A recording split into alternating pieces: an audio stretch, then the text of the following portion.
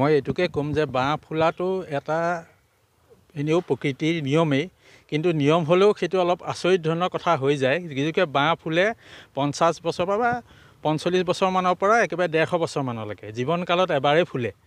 সেইকাৰণে সেই কথাটো বিৰাট ইণ্টাৰেষ্টিং হৈ যায় যোন জেগাত ফুলে। কিন্তু তাৰ লগত কিছুমান এছ'চিয়েটেড কথাও আছে। এছ'চিয়েটেড কথাখিনি হ'ল যে বাঁহ ফুলিলে বহুতেই এনেই বিশ্বাস আছে, লোকবিশ্বাস যে অমংগল আহে, দুৰ্ভিক্ষ আহে। কিন্তু তাৰ চাইণ্টিফিক বেচিছটো হ'ল যে যদি বাঁহ ফুলে এটা গুটি সৃষ্টি হয় আৰু সেই গুটিখিনি খাবলৈ নিগনি আহে, বহুত বিভিন্ন প্ৰকাৰৰ চৰাইও আহে, নিগনিও আহে। আৰু নিগনি আহিলে তাৰ আহাৰ পাই পেলাই তাৰ যোনটো মাল্টিপ্লিকেশ্যন, তাৰ প্ৰজনন ক্ষমতা বহুত বাঢ়ি গুচি যায়। আৰু বহাৰ কাৰণে কি হয়, সেই নিগনিখিনিয়ে প্ৰথমতে বাঁহৰ গুটিখিনি খাব, যেতিয়া বাঁহ শেষ হ'ব তাৰপৰা বেলেগলৈ তাহাঁতি গুচি যাবগৈ। গুচি যোৱাৰ ফলত ধৰক ধানৰ ভঁৰালৰ ধান খাব। সেইকাৰণে কয় যে দুৰ্ভিক্ষ আহিব পৰা কিবা তাৰ পচিবিলিটি থাকে। আৰু এটা কথা ৰিচাৰ্চ চলি আছে, কিন্তু কথাটো কনফাৰ্ম একেবাৰে এতিয়ালৈকে ফাইনেলি অহা নাই যে বাঁহ ফুলা অকণমান ক্লাইমেট চেঞ্জৰ কাৰণেও কিবা ট্ৰিগাৰ আহিছে নেকি।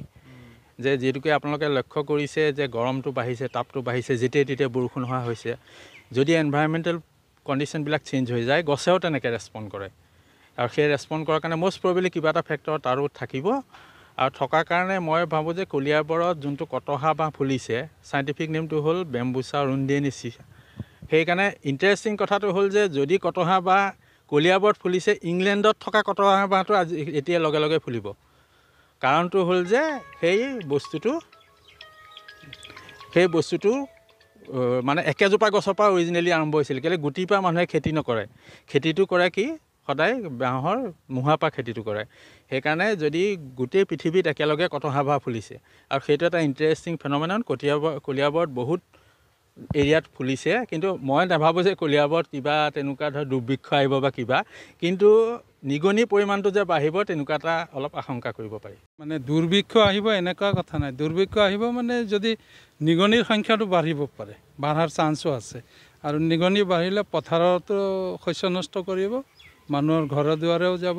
কেতিয়াবা এনেকুৱা হয় যে নিগনিৰ সংখ্যা বাঢ়িলে প্লেগ বা অন্য ধৰণৰ মহামাৰীৰ এটা আশংকা থাকে। গতিকে এতিয়াতো ভাৰতত তেনেকুৱা প্লেগৰ তেনেকুৱাকেই চবতে প্ৰচলিত হোৱাকেই বা থকাকেই প্লেগৰ মানে তেনেকুৱা বীজাণু এতিয়া মোটামুটি প্লেগৰ বীজাণু মুক্ত বুলি ক'ব পাৰি। আমাৰ পৰিৱেশটো হেৰি হৈ আছে, গতিকে সেইফালৰ পৰা আমি ভয় খাব লগা নাই বৰ বিশেষ। এই ক্ষেত্ৰতো একদম চিন্তা কৰিব নালাগে। ইয়াত কোনো ধৰণৰ তেনেকুৱা ভয় খাব লগা একো নাই। এইটো এটা প্ৰকৃতিৰ নিয়ম।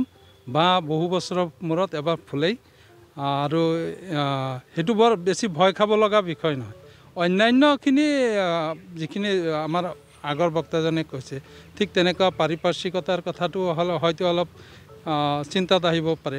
কিন্তু অন্যথাই যেনে মোৰ ঘৰত বাঁহ ফুলিলে মোৰ অমংগল হ'ব, এইটো হ'ব নালাগে।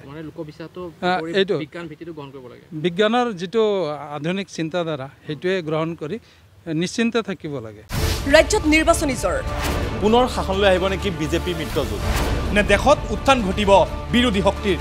অসমৰ 14টা লোকসভা সমষ্টিৰ প্ৰতিটো আপডেট ক্ষিপ্ৰতাৰে 2024 নিৰ্বাচনৰ সৰ্ববৃহৎ কাভাৰেজ।